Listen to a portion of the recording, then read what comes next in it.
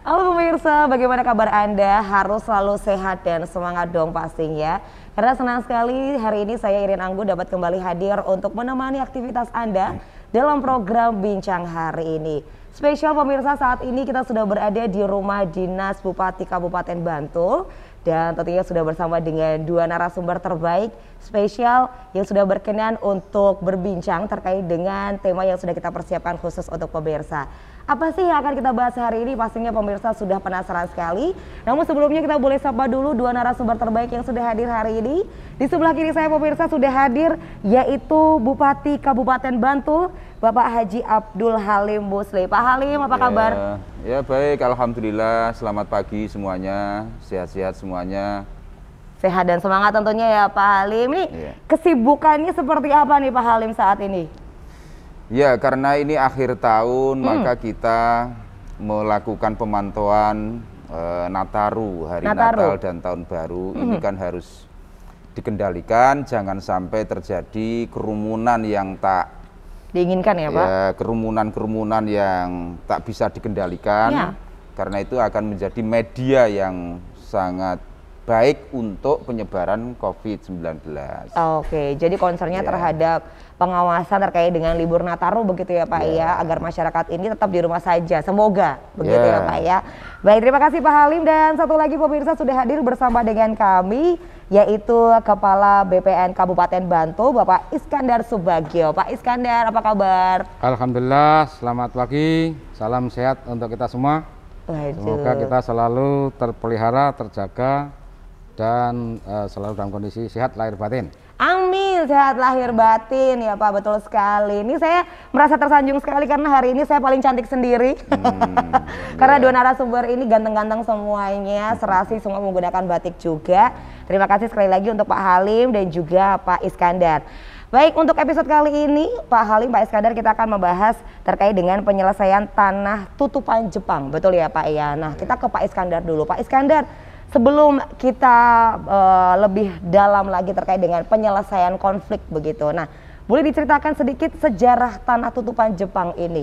Seperti apa Pak? Monggo Pak Iskandar. Oke, terima kasih. Selamat pagi untuk kita semua. Salam sehat. Assalamualaikum warahmatullahi wabarakatuh. Waalaikumsalam. Terkait dengan tanah tutupan Jepang di Parangtritis, itu memang sejarahnya. Dari panitia pengelola tanah tutupan Jepang itu memang dilaporkan juga, sudah sampai ke presiden yaitu bahwa sejak tahun sebelum tahun 43 itu kan sudah tanah bekas milik adat yang sudah ada letter C. Kemudian pada tahun 43 itu dikawasi oleh pemerintah Jepang untuk kepentingan pertahanan tentara Jepang, sehingga itu ditutup dari akses apapun. Ya, jadi ditutup dari akses apapun sehingga yang bisa menggunakan hanya tentara Jepang. Itu ada sejarahnya. Kemudian pada tahun 45 setelah merdeka, Jepang kan meninggalkan republik ini. Betul, kita sudah setelah merdeka. itu baru lahan-lahan yang digunakan oleh tentara Jepang itu dikuasai kembali oleh para ahli warisnya. Ya, ahli waris sejak tahun 45. 45 sudah kembali lagi. Ya, dikuasai. Dikuasai. Nah, tapi karena itu kemarin sejak dikuasai oleh pemerintah Jepang tahun 43 itu di buku C itu kan ada dicoret dengan tinta merah dengan tertulis istimewa 1. Nah, itu juga tidak ada yang bisa menjelaskan apa definisi apa namanya istimewa 1. Sampai sekarang pun belum ada pejabat siapapun yang bisa menjelaskan apa itu maksudnya gitu. Nah, kemudian setelah 45 dikuasai oleh para ahli waris itu belum ada penyelesaian juga akhirnya kan gitu, karena tidak bisa langsung dimanfaatkan oleh para ahli waris. Nah, kemudian itu ada laporan-laporan untuk penyelesaian itu sampai ada petunjuk baik dari Kemendagri maupun Kementerian Agraria waktu itu sebenarnya harus diselesaikan paling lambat tahun 53. Paling lambat sebenarnya. Ternyata dari 53 sampai sekarang sudah 68 tahun ternyata belum ada penyelesaian. Baru tahun ini akan ada penyelesaian gitu. Itu sejarahnya. Nah, kalau luasnya kalau menurut laporan itu seluruhnya itu sebenarnya luasnya kurang lebih 226 hektar. 226 hektar. Ya, tapi yang merupakan tanah milik warga yang sudah letter C itu sekitar 106. 106 sekian hektar kan gitu. Nah, itu hingga sekarang yang masih dikuasai dan mungkin tahun 2021 ada apa namanya? Ada penyelesaian dari tim GTRA DIY. GTRA itu gugus tugas reforma agraria tingkat provinsi, itu kan gitu. Oke. Itu Baik. begitu. Jadi kalau boleh di-highlight sedikit tentang sejarah dari Tanah Tutupan Jepang ini, dari tahun 43 ini dikuasai, betul ya Pak ya, oleh Jepang, lalu juga kemudian Jepang meninggalkan Republik ini, tahun 45. kemudian kembali ke warga, ke masyarakat, begitu ya Pak ya? Oke, dan ternyata terjadi konflik atas ini sebenarnya status kepemilikannya ini seperti apa begitu. Dan sebenarnya sudah ada mandat untuk permasalahan ini harus diselesaikan di tahun 53 ya Pak ya. Tapi sampai sekarang ternyata belum terselesaikan juga, tapi sudah ada kisi-kisinya ya Pak ya. Oke, seperti itu. Baik, boleh kita ke Pak Halim. Pak Halim, tadi sudah sedikit kita dengarkan sejarah ataupun cerita tentang Tanah Tutupan Jepang. Nah, menurut Pak Halim ini sebenarnya apa yang terjadi ketika dari tahun 53 sampai dengan sekarang ini belum ada penyelesaian, baru akhir-akhir ini ada gitu. Bagaimana tanggapan Bapak? Iya, ya yang terjadi adalah belum adanya legalisasi hak kepemilikan kepada pemilik yang sesungguhnya. Legalisasi hak, ya.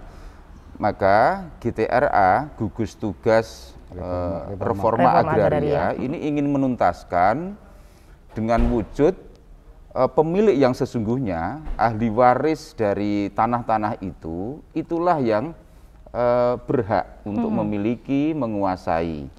Nah, sebagai bukti bahwa mereka memiliki legalitas hak atas tanah itu, ya harus diterbitkan sertifikat.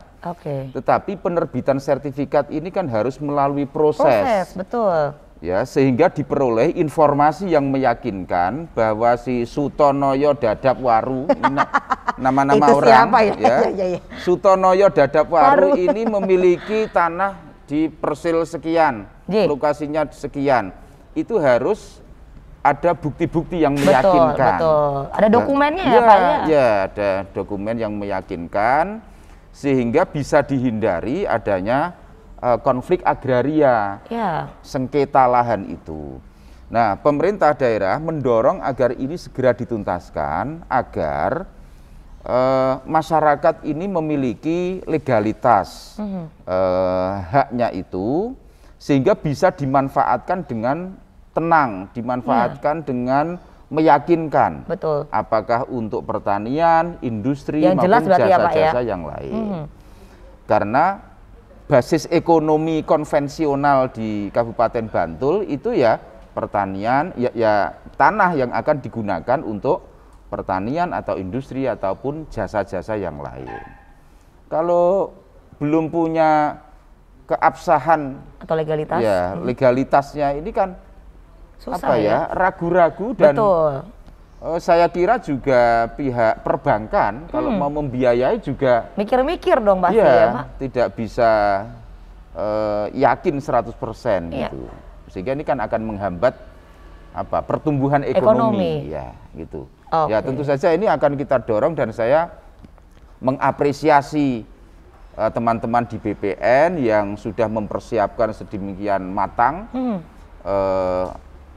GTRA ini, sehingga nanti outputnya, hasilnya adalah diterbitkannya legalitas hak kepemilikan itu kepada pemilik sejatinya, pemilik sesungguhnya.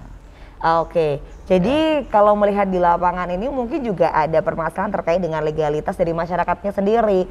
Apakah bisa untuk menunjukkan dokumen yang sah kalau memang bahwa masyarakat tersebut ini sebagai pemiliknya, begitu ya Pak ya. Dan tentunya ini juga didorong ya Pak dengan keabsahan tersebut. Notabene ya ini sekali lagi tujuannya untuk pertumbuhan ekonomi dan juga kesejahteraan masyarakat, begitu ya Pak. Baik, terima kasih Pak Halim. Kita kembali ke Pak Iskandar. Pak Iskandar, di lapangan ataupun fakta sebenarnya yang ada di lapangan ini, konflik-konfliknya ini apa saja sih Pak? Tadi kalau mungkin boleh disebutkan ya, legalitas gitu, dan yang lain ini apa Pak yang menjadi kendala di lapangan ini? Oke, terima kasih. Jadi kendala di lapangan atau permasalahan itu karena tanah-tanah yang sudah terbit letter C-nya itu kan dikuasai pemerintah Jepang, akhirnya karena dicoret dengan tinta merah ditulis istimewa 1, akhirnya itu dianggap tidak berlaku. Nah, penguasaan oleh para ahli waris atau mungkin pihak lain itu harus bisa membuktikan bahwa itu bisa menguasai sebagai ahli waris. Tapi kan tidak serta-merta dengan ditinggalkannya tanah dan penguasaan menipu Jepang itu langsung bisa diambil alih begitu aja kan gitu. Betul. Karena ada dicoret istimewa 1. Nah, istimewa 1 itu tahun 53 itu berarti kan harus ada kejelasan. Apakah ini bisa dikuasai langsung? Iya. Sehingga pemerintah yang harus menyelesaikan mestinya kan begitu. Itu yang pertama, sehingga dari desa itu tidak berani menerbitkan kutipan letter C. Iya. Kan gitu. Betul. Itu permasalahan 1. Yang kedua, penguasaan itu belum tentu semua oleh para ahli waris. Setelah sepeninggalan oleh tentara Jepang, itu kan yang menguasai itu mungkin juga masyarakat lainnya. Iya, karena lahan ditinggal oleh tentara Jepang kan dikuasai begitu aja. Belum ada informasi yang jelas. Jadi yang ya, bisa Pak? dimanfaatkan, dikuasai kan gitu. Tapi kan kita belum tahu apakah itu semua para ahli waris. Iya. Bisa juga orang lain kan gitu. Iya. Nah, sehingga untuk penyelesaian tidak mudah. Iya. Karena pemerintah perlu kebijakan juga setelah peninggalan Jepang ini sebenarnya status tanah apa sih? Kalau terbukti bahwa pemerintah Jepang itu menyewa, itu berarti kan sampai batas waktu sewanya itu baru kembali kepada pemilik yang atau asli. waris. Atau mungkin pemerintah Jepang memberikan ganti rugi. Itu kan memberikan ganti rugi berarti ditinggalnya pemerintah tentara Jepang itu kembali pada negara. Lah negara, kalau tanah negara di DIY ini kan ada masih berlaku rich blood. Iya. Nomor 16 tahun 1918. Oke. Itu nanti menjadi tanah kesultanan kalau itu ada ganti rugi. Baik. Kemudian yang ketiga bisa juga perampasan. Iya. Merampas kan gitu. Nah, sekarang logikanya. Namanya penjajah, apa kira-kira penjajah itu mau menyewa tanah yang terjajah? Nah, gitu logikanya. Logikanya begitu ya, Pak, baik. Apakah juga penjajah itu membeli tanah masyarakat di negara jajahan? Oke, baik, Pak. Logikanya kan gitu. Oke, baik, Itu Pak pun Iskandar. tidak terjawab. Nanti kita akan lanjutkan lagi. Ini obrolannya semakin seru dan semakin rumit sepertinya kalau kita bisa melihat kondisi di lapangan. Tapi kita break sejenak untuk pemirsa, jangan kemana-mana karena sesaat lagi bincang hari ini akan segera kembali.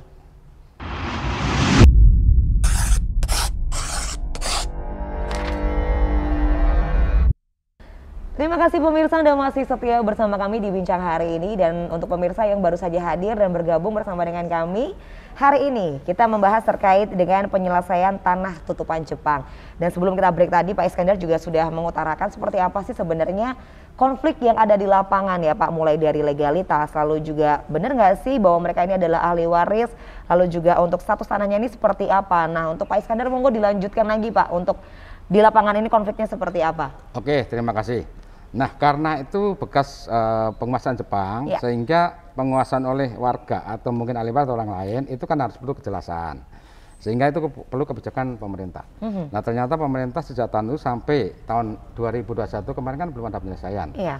Saya pernah juga berhadapan dengan panitia itu, termasuk di dalam gugus tugas reforma agraria DIY tahun 19 kemarin sudah saya selaku narasumber sebenarnya. Itu kami sarankan kalau tidak ada penyelesaian oleh pemerintah, memang penyelesaian akhir melalui gugatan class action. Terakhir. Ya, Opsi saya terakhir. kemarin sarankan selalu ada gugatan, minta kebijakan dari gubernur. Barangkali ada satu keputusan yang lebih arif, Betul. tidak melalui gugatan. Betul. Ternyata kemarin mau dibentuk tim penyelesaian itu, ternyata sampai 2001 nggak terbentuk juga. Sehingga baru tahun 2001 kemarin tim GTRA DIY menyelesaikan itu dengan Pak Gubernur, dan saya berterima kasih kepada Pak Gubernur telah mengambil keputusan yang sangat bijak selaku Ketua Gugus Tugas Reforma Agraria DIY. Itu telah menyepakati atau membuat keputusan bersama dengan BPN bahwa bekas tanah tutupan Jepang yang tertinggal oleh tentara Jepang itu nanti dikembalikan kepada pemiliknya atau ahli warisnya atau pihak lain yang menguasai dengan dasar yang sah, yang legal, yang dapat dipertanggungjawabkan kan gitu. Itu akhirnya penyelesaian begitu. Nah, itu bentuk-bentuk misalnya akan kita lakukan. Oke, baik. Jadi akhirnya dari cerita yang cukup panjang dan lama diputuskan bahwa akan dikembalikan untuk ahli waris yang bisa menunjukkan dokumen yang sah, begitu ya Pak Iskandar ya. Oke, nah untuk Pak Halim, pernah tidak Pak mungkin datang ke masyarakat yang terdampak ataupun juga mungkin ngobrol begitu, ini sebenarnya kenapa sih gitu, pernah nggak sih, dan apa yang diinginkan oleh masyarakat begitu Pak terkait dengan penyelesaian tanah tutupan Jepang ini? Ya, secara umum masyarakat Bantul itu menginginkan lahan-lahannya itu memperoleh legalitas hak yang berupa sertifikat. Oke. Dan kita kan sudah punya banyak program, misalnya PTSL PTSL. Apa Pak? Ada mungkin konsolidasi. Ya. Ada sertifikasi lengkap, ya. Pendaftaran tanah sistematis lengkap. Ya, pengurusan tanah, ya. Pendaftaran tanah sistematis lengkap. Itu kan terus kita lakukan di masyarakat, dan masyarakat sangat senang, sangat responsif dengan program menyambut ini, baik ya, Pak? Ya, agar mereka ini memiliki lahan yang memiliki legalitas sehingga bisa dimanfaatkan. Iso di sekolah gitu ya. Itu ya Pak ya, bisa disekolahin. Jadi menyekolahkan sertifikat itu kan untuk tujuan yang baik, untuk usaha, sehingga ekonomi mereka ini bisa meningkat. Nah, demikian pula tanah tutupan Jepang ini kan di daerah Parangtritis itu kan ada sekitar 106 hektar. Di Parangtritis ya, Pak ya, 106 hektar. 106 hektar yang memerlukan legalitas hak. Nah, karena kalau posisinya samar-samar terus begini, maka pemanfaatannya menjadi tidak optimal. Betul, ragu-ragu juga ya Pak. Ya, pemanfaatannya tidak optimal sehingga pertumbuhan ekonomi itu terhambat. Nah, jadi kalau di masyarakat mereka menghendaki adanya penetapan legalitas itu lebih cepat lebih baik. Tetapi kan dalam kasus tanah tutupan Jepang ini kan tidak bisa asal ditetapkan legalitasnya. Betul, tanpa proses ya Pak. Tanpa proses agar kita memperoleh informasi yang meyakinkan bahwa si A ini benar-benar ahli warisnya Mbah Suto, ya, yang tanahnya itu dirampas Jepang. Iya. Boleh jadi dirampas, boleh jadi diganti rugi. Lah kita ini kan nggak tahu, hanya kira-kira. Menerka-nerka ya Pak. Maka prinsipnya ada dua. Kalau tanah itu dirampas oleh Jepang, ya tidak mendapatkan ganti rugi, ya wajib dikembalikan kepada ahli warisnya. Tetapi kalau ternyata Jepang memberikan ganti rugi, ya siapa tahu ada penjajah yang baik hati gitu. Akhirnya dikasih lah ganti rugi ya, siapa tahu namanya penjajah tapi ada yang baik hati ya Pak ya. Mungkin diganti rugi, maka prinsipnya kalau itu yang diberikan ganti rugi yang menjadi milik negara. Iya, karena sudah diganti rugi. Sudah diganti rugi. Nah, proses pembuktian ini kan butuh waktu. Betul. Iya. Maka ini memang satu gerakan yang luar biasa. Reforma agraria ini gitu ya, supaya semuanya itu menjadi jelas, tidak menggantung. Kalau menggantung, apa yang terjadi? Konflik agraria, konflik saling mengklaim ini milik saya, ini milik saya. Maka harus dikelirkan melalui gerakan reforma agraria ini. Oke, tadi kalau misalnya kita mendengar dari Pak Halim begitu, saya sudah kepikiran loh Pak, ini prosesnya akan panjang sekali ya Pak ya, dan tentunya untuk menggali lagi yang terjadi dahulu kala begitu ini kan susah ya Pak ya, karena ya memang tidak ada, ya itu tadi ya Pak, kesusahan untuk bisa melengkapi dokumen-dokumen terkait dengan kepemilikan ini seperti apa begitu ya Pak Halim ya. Tapi jelas yang diinginkan oleh masyarakat ini adalah kepastian begitu. Ini sebenarnya satu tanah ini seperti apa agar ya itu tadi perekonomian ini meningkat, itu tujuannya. Nah, Pak Iskandar, ini pasti kan prosesnya akan panjang ya Pak ya. Apakah sudah ada strategi yang dipersiapkan begitu untuk penyelesaian? Kan ini sudah ada alhamdulillahnya begitu. Nah, strategi jitu agar penyelesaian ini ketika di lapangan bisa optimal seperti apa Pak? Oke, terima kasih. Jadi kendala kemarin itu kenapa di BPN pun belum bisa menerima untuk pendaftaran tanah sampai terbit sertifikat. Iya. Karena alasnya itu kan belum jelas. Belum jelas, betul. Karena dari desa itu yang berwenang untuk menerbitkan kutipan C atau letter C-nya itu juga nggak berani karena status itu masih di buku C desa itu masih dicoret tinta merah dengan tulisan istimewa 1. Nah, jadi ragu-ragu untuk menerbitkan. Takut nanti ada suatu perbuatan hukum yang melanggar akhirnya dipidanakan gitu. Iya, akhirnya jadi lebih panjang ceritanya. Ya, tapi setelah sekian panjang, sekian tahun, 68 tahun baru ada penyelesaian. Ini suatu sejarah yang sangat panjang di Bantul, luar biasa memang. Ini satu sejarah penyelesaian pertanahan yang mungkin terlama di Bantul, yang baru bisa menyelesaikan. Iya. Itu dengan keputusan dari tim gugus tugas reforma agraria DIY itu kan sudah ditetapkan bahwa itu dikembalikan kepada pemilik atau ahli waris atau orang lain yang menguasai dengan alasan atau bukti perolehan yang sah. Itu baru nanti dilakukan begitu. Itu awal, itu satu keputusan yang luar biasa oleh Gubernur DIY Ngarso Dalem. Itu satu yang sangat bijak, luar biasa, dan itu mencatat sejarah di DIY. Itu mungkin nanti akan dikembangkan menjadi suatu kawasan yang mungkin menjadi ikonnya Bantul. Mungkin akan dikembangkan menjadi kawasan apalah gitu nanti kan.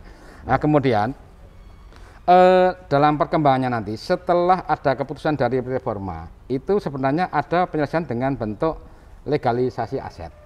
Itu legalisasi itu dijalankan melalui program PTSL misalnya, bisa melalui legalisasi aset swadaya atau mandiri, bisa juga melalui prode yang dianggarkan dari pemerintah daerah misalnya, bisa juga melalui konsolidasi tanah. Nah, kemarin dalam kesepakatan tim gugus tugas reforma agraria DIY telah disepakati kita memilih bentuk penyelesaian melalui konsolidasi tanah. Konsolidasi penataan penguasaan tanah. Jadi nanti melalui inventarisasi dulu. Inventarisasi, penguasaan, pemilikan, penggunaan, dan pemanfaatan. Nah, itu nanti programnya setelah ada penyelesaian dari tim GTRA, itu nanti tahun depan telah dianggarkan untuk akan diinventarisasi. Dari bentuk kegiatannya adalah IP4T. IP4T itu inventarisasi, penguasaan, pemilikan, penggunaan, dan pemanfaatan tanah. Nah, setelah diinventarisasi, nanti baru tindak lanjut akan diverifikasi. Yang dikuasai oleh si A, tadi si Noyo, Sutonoyo tadi kan. Itu nanti kan harus jelas riwayatnya. Betul. Apakah itu ahli waris, nanti dibuktikan. Yang ini dikuasai oleh ahli waris yang mana. Kalau orang lain ada bukti perolehannya kan tuh. Harus legal lalu sah kan gitu. Nah, setelah itu, setelah diverifikasi akan ditata. Ditata penguasaannya, termasuk ada pembangunan untuk kepentingan umum, dan nanti untuk fasilitas jalan, mungkin untuk fasum-fasum lainnya, misalnya untuk untuk pos jaga, mungkin untuk musola atau masjid, mungkin untuk posyandu atau untuk yang lain untuk taman dan lain-lainnya. Dan nanti dikurangi, ditata kembali. Setelah itu kan ada kesepakatan pada pemilik yang sah tadi. Setelah sepakat nanti kan ada bentuk pelepasan. Karena sudah ditetapkan diverifikasi pemiliknya ini, itu akan dilepaskan kepada negara dulu kan gitu. Baik, berarti sudah ada untuk metodenya nanti akan digunakan begitu ya Pak ya, mulai dari inventaris, verifikasi, ditata, dan juga kesepakatan itu tadi. Baik, terima kasih Pak Iskandar. Kita break sejenak, kita boleh istirahat dulu untuk Pak Halim dan juga Pak Iskandar. Pemirsa jangan kemana-mana karena sesaat lagi bincang hari ini akan segera kembali.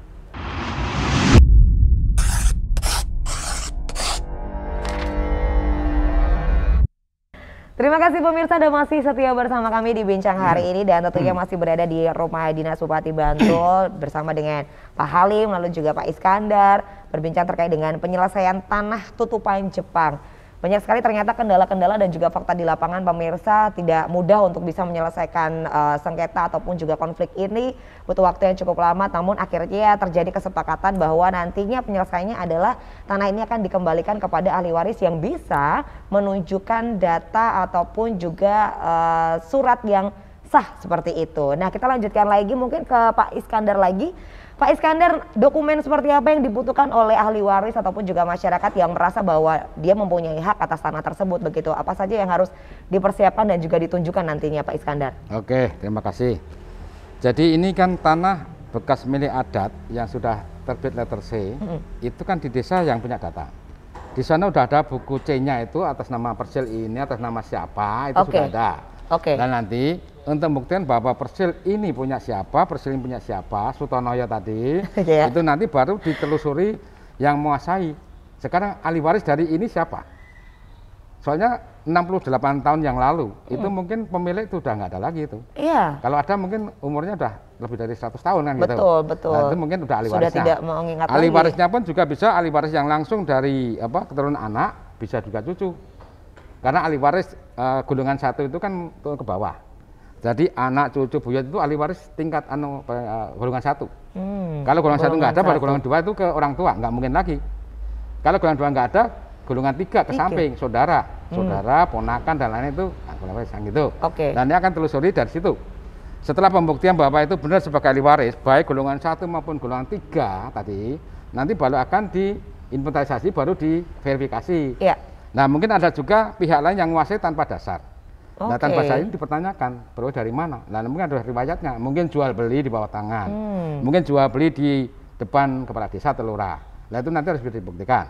Setelah terbukti, itu berarti kan verifikasi tuntas, baru nanti akan dilakukan penataan. Penataan dengan melalui program konsolidasi tanah. Itu yang disepakati. Oke. Nah, konsolidasi tanah itu nanti kan kegiatannya banyak. Iya. Nanti akan kita jelaskan setelah ini nanti. Yang pasti bentuk penyelesaian itu nanti itu yang kita pilih, dan kegiatannya nanti panjang, bukan hanya dalam waktu 1 tahun atau 2 tahun. Yang pasti kepastian itu. Kepastian bahwa akan dikembalikan kepada pemilik atau ahli waris itu sudah pasti. Sudah pasti. Oke. Tinggal menindaklanjuti prosesnya dengan kegiatan yang akan kita lakukan tadi kan gitu. Oke, baik. Jadi untuk masyarakat ini minimal sudah agak lega lah Pak ya, sudah bisa bernafas dengan lega karena sudah ada keputusan akan dikembalikan. Yaitu tadi PR-nya berarti bagaimana mereka bisa membawa dokumen yang sah bahwa mereka ini adalah ahli warisnya, begitu ya Pak Iskandar. Ya, betul. Baik, kita ke Pak Halim. Pak Halim tadi sudah diceritakan seperti apa nanti proses penyelesaiannya. Nah, dari Pak Halim sendiri kebijakan ataupun dorongan yang nantinya akan diberikan agar nanti ketika di lapangan ini semuanya bisa berjalan dengan lancar. Seperti apa Pak Halim? Monggo. Ya, intinya pemerintah tidak ingin membiarkan konflik agraria itu berlarut-larut. Iya. Bertahun-tahun bahkan puluhan tahun. Berpuluh-puluh tahun. Maka diperlukan kehadiran pemerintah untuk mengurai masalah ini lalu menetapkan siapa pemiliknya. Nah, seperti contoh Pak Iskandar tadi, untuk memverifikasi ahli waris saja itu juga butuh waktu. Ya kan? Betul. Karena ada orang yang mengaku saya juga anaknya Pak ini. Nah, mumet kalau bahasa kita ya, Pak. Iya. Jadi pertama untuk memastikan siapa ahli warisnya itu saja di beberapa kasus itu juga panjang, tidak mudah. Mungkin karena istrinya 2 atau mungkin istrinya 3 itu kan juga jadi masalah. Ini bukan mumet lagi, ruwet kalau yang gede Pak ya ini. Bundet nah. Nah, jadi betapa proses untuk reforma agraria ini menyangkut banyak hal yang tidak bisa diselesaikan dengan cepat, gitu ya. Ya, kita maunya cepat, tetapi juga harus akurat, gitu. Nah, karenanya ini diperlukan kerjasama semua pihak, utamanya pihak kelurahan, untuk bisa memberikan informasi yang akurat agar bisa dijadikan dasar bagi gugus tugas reforma agraria ini untuk mengambil keputusan-keputusan yang cepat tetapi juga harus akurat. Nah, kita sekali lagi tidak ingin konflik agraria atau ketidakjelasan status ini berlarut-larut berpuluh-puluh tahun, berabad-abad, karena memang tugas pemerintah itu ya harus mengklirkan, menyelesaikan masalah pertanahan ini, ya. Ya, kita merdeka itu kan belum lama kan sebenarnya. Ya. Kalau dikatakan belum lama juga gitu ya Pak ya? Lama, dijajah Belanda, dijajah Jepang. Sehingga tatanan agraria kita ini menjadi rumit karena pernah dikuasai pihak asing. Pihak asing pergi, lalu harus dikembalikan ke ahli warisnya setelah kurun waktu sekian puluh, mungkin sekian abad gitu ya. Nah, tetapi apapun ini harus ada progres, gitu. Harus ada progres daripada kita membiarkan saja. Betul. Ya, harus ada progres. Ya, syukur ini bisa kita selesaikan dengan cepat, ya, itu. Oke, tidak hanya cepat tapi juga akurat begitu ya Pak. Sepakat sekali. Kalau misalnya cepat tapi tidak akurat, nah nanti akan menjadi konflik lagi begitu ya Pak ya. Dan ini diharapkan juga kerjasama untuk masyarakat yang memang merasa bahwa memang saya mempunyai hak atas tanah tutupan Jepang yang mungkin kemarin-kemarin juga belum ada penyelesaiannya, ya monggo silahkan dari sekarang mungkin dipersiapkan seperti apa dokumen-dokumennya. Nah Pak Iskandar, untuk mungkin informasi lalu juga mungkin apa saja yang akan dibutuhkan oleh masyarakat begitu untuk bisa mengklaim bahwa oke, ini adalah tanah saya, warisan saya begitu. Ini bisa dilakukan seperti apa Pak? Mungkin konsultasi ataupun juga nanti seperti apa Pak? Begini, nanti kan ada peta desa, ada buku tanah desa yang sudah menunjukkan bahwa dulu parcel-parcel itu pernah dikuasai oleh almarhum siapa sebelum dikuasai oleh pemerintah Jepang. Nah itu nanti ada riwayatnya. Dan nanti untuk menelusuri riwayat siapa sih ahli warisnya, itu nanti kan juga dari desa kan yang paham. Oke. Dari ahli waris si Pak Suto, almarhum Suto itu adalah si mungkin Heri Widodo, Parno. Wah, ini udah mulai turunan-turunannya. Yeah. Mungkin itu sudah nggak ada lagi, mungkin cucunya. Mungkin ke istrinya tadi, apalagi juga ada yang istrinya 1, 2, 3. Wah, ini yang Bantul itu bundet tadi terjadi. Pak Halim. Ya memang di Bantul ini ada juga yang ruwet karena istrinya ada 2, ada 3. Wah, ini bahaya ini. Itu yang lebih Contoh. Istrinya ada namanya Titik, Wiwi, Nini.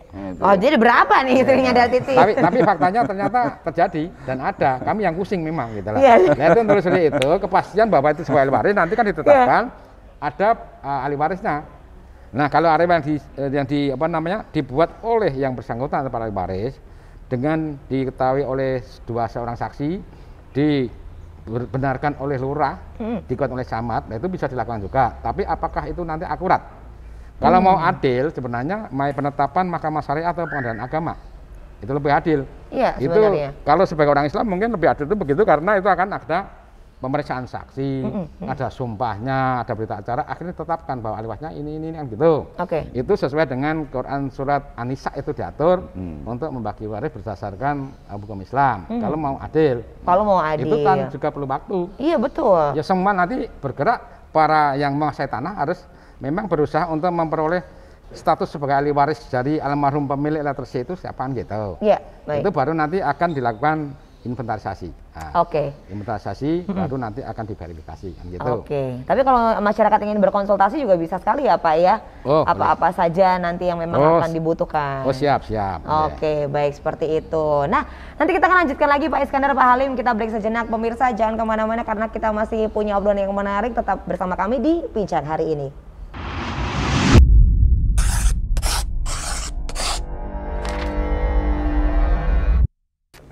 Terima kasih pemirsa Anda masih bersama kami di Bincang hari ini dan tidak terasa saking asiknya kita ngobrol bersama dengan Pak Iskandar lalu juga Pak Halim.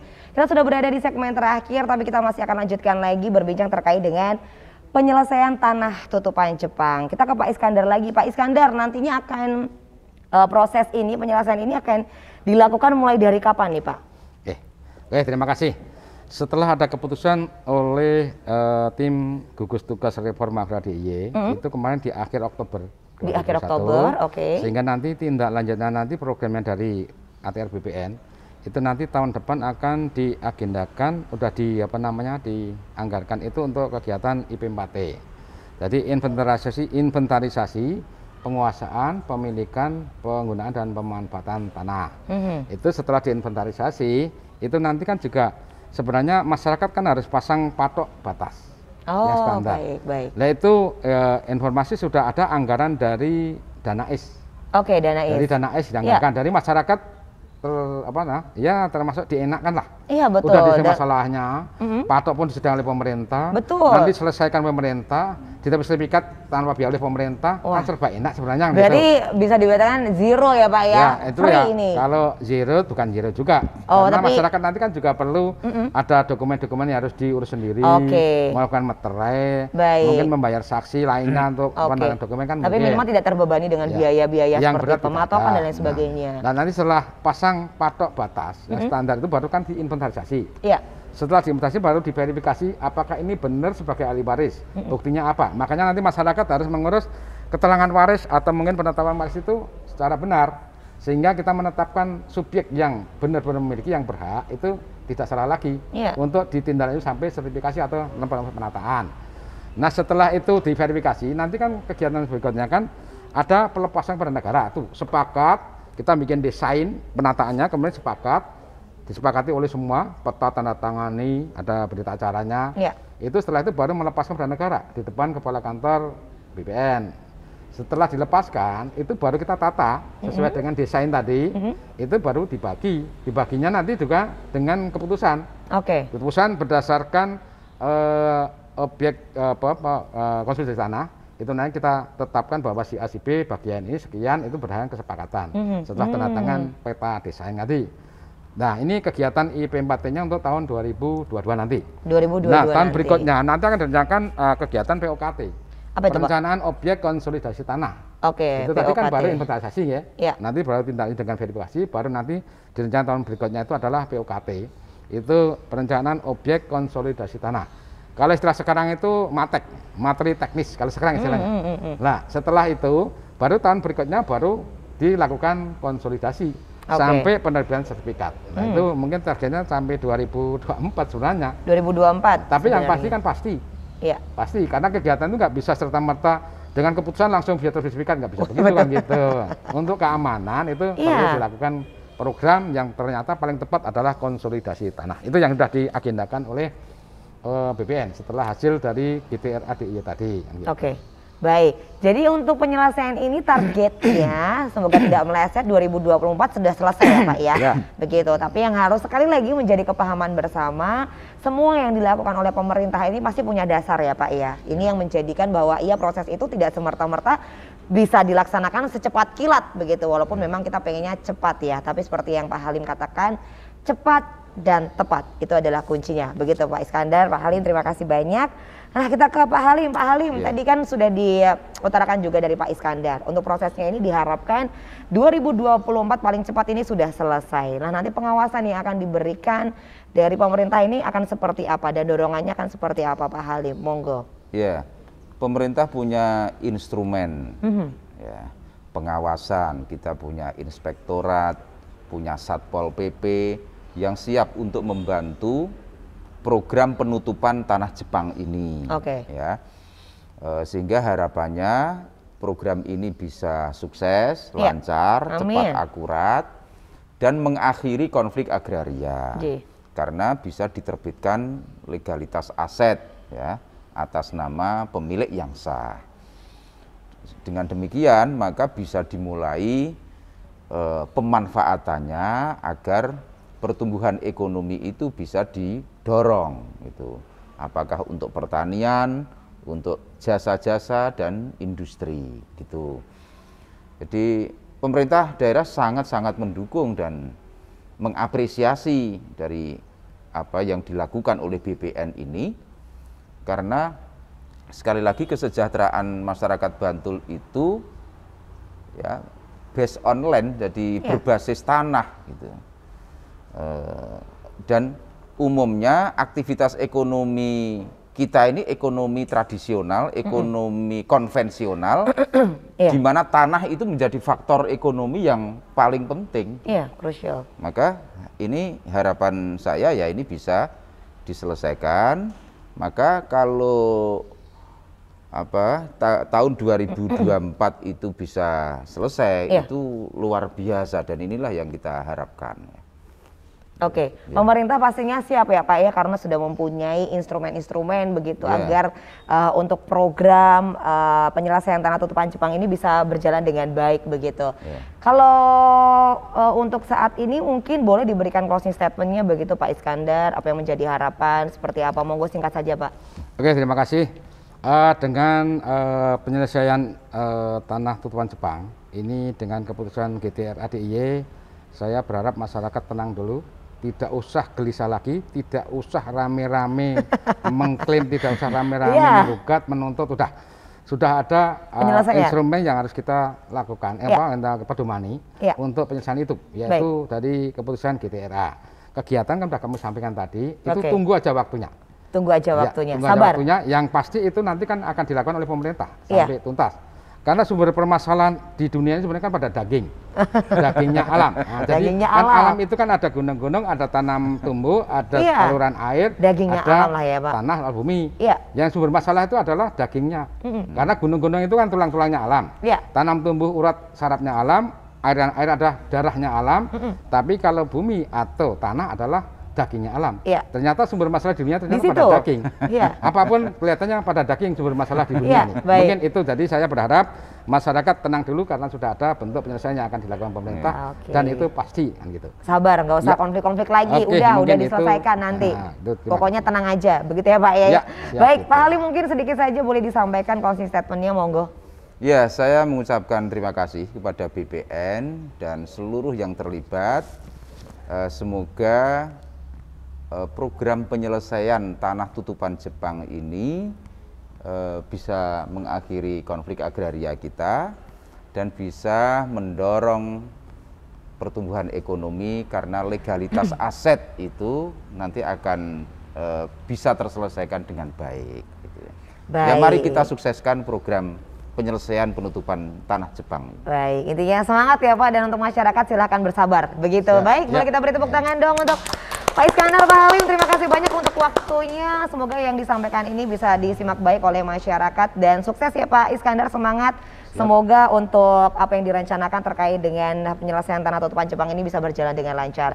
Sehat selalu untuk Bapak semuanya. Terima kasih untuk pemirsa yang sudah menyaksikan bincang hari ini, dan terima kasih untuk BPN Kabupaten Bantul, dan terima kasih sekali lagi untuk Pak Halim yang sudah menyempatkan waktu untuk berbincang hadir pada hari ini. Pemirsa jangan lupa untuk terus menerapkan protokol kesehatan dalam setiap aktivitas Anda karena bahaya corona masih mengintai di sekitar kita. Akhir kata saya Irin Anggun pamit undur diri, sampai jumpa.